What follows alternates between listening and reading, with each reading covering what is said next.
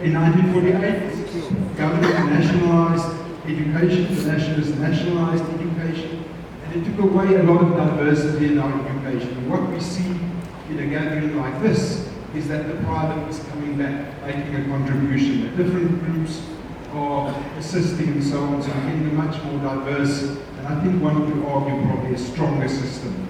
It's not becoming much less of a monolith, so in that sense I think already that is part of the story, the public collaboration about our sectors and so on. So I don't think we must just look forward and expect the story to still happen. It is already happening, and we must be alert to those changes. Now, over the past 18 months, the students have occupied center stage and energized not only the education debate in the country, but also the political scene through movements such as Must Fall, Peace Must Fall, and so on.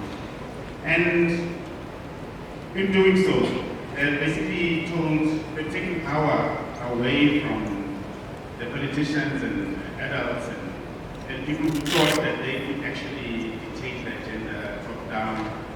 And I think it would be appropriate at this point to move on to the students and actually to take from the previous speaker and say, ask the question, what is missing?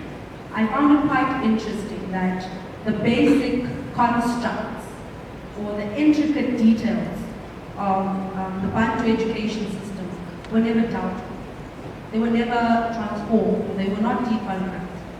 And I actually want to quote Dr. who said that when he said this in 1954, and I quote, "When I have control of native education, I will reform it so that the natives will be taught from childhood to realize that equality with Europeans is not for them." Close quote. As much as it's so important, we talk about Afrocentric curriculum, which is important, but it doesn't matter how good we are at bringing that curriculum to the students. If our children don't trust the person bringing the curriculum, it's not important.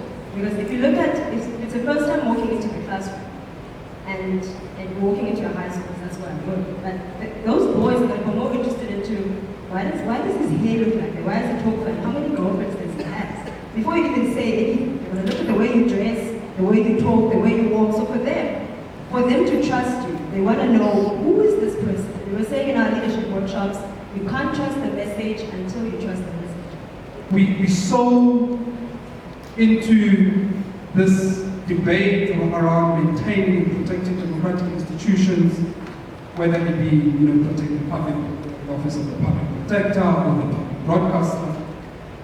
But no one speaks about the lived reality of our peoples in schools and how those schools do not resemble the democracy that we speak of.